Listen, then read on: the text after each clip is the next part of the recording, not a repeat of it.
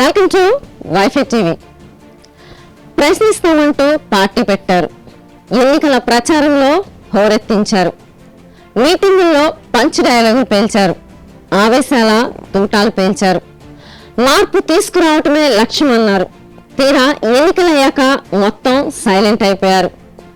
Polling తర్వాత జనసేన అధ్యక్షుడు పవన్ కళ్యాణ్ మౌనవ్రతం పాటిస్తున్నారా అనే అనుమానాలు కలుగుతున్నాయి. వామపక్షాలు బీఎస్పీతో కలిపి మొత్తం 175 స్థానాల్లో పోటీ చేసిన జనసేన టీడీపీ వైసీపీ తర్వాత బలమైన రాజకీయ పార్టీగా నిలిపేందుకు గట్టి ప్రయత్నాలే జరిగాయి. అందుకు తగ్గట్లుగానే ఎన్నికల ప్రచారంలో పవన్ కళ్యాణ్ దూసుకుపోయారు. రాష్ట్ర వ్యాప్తంగా విస్తృత ప్రచారం చేశారు. వచ్చే ఎన్నికల తర్వాత ముఖ్యమంత్రిగా ప్రమాణ స్వీకారం కూడా చేస్తానని పలు ఎన్నికల సమావేశాల్లో ప్రకటించారు. ఎన్నికలు ముగిశాక పార్టీలన్నీ తమకెన్ని సీట్లు వస్తాయో అన్న లెక్కలు వేసుకుంటున్నాయి. తమ పార్టీ సెంచరీ కొడుతుందని కొందరు లీడర్లు 150 సీట్లు సాధిస్తామని మరో పార్టీ నాయకులు స్టేట్మెంట్లు ఇస్తున్నారు.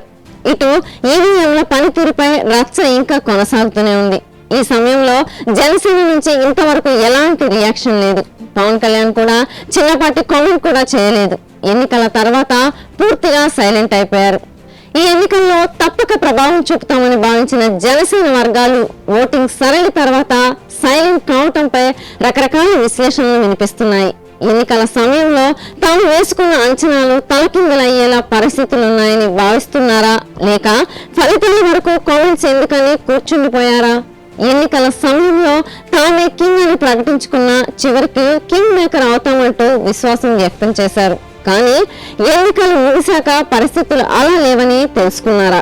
ఇలా రకరకాలుగా వెల్లువెత్తుతున్న ప్రశ్నలకు సమాధానాలు రావాలంటే సేనాని సైలెంట్ ను బ్రేక్ చేయాల్సిందే.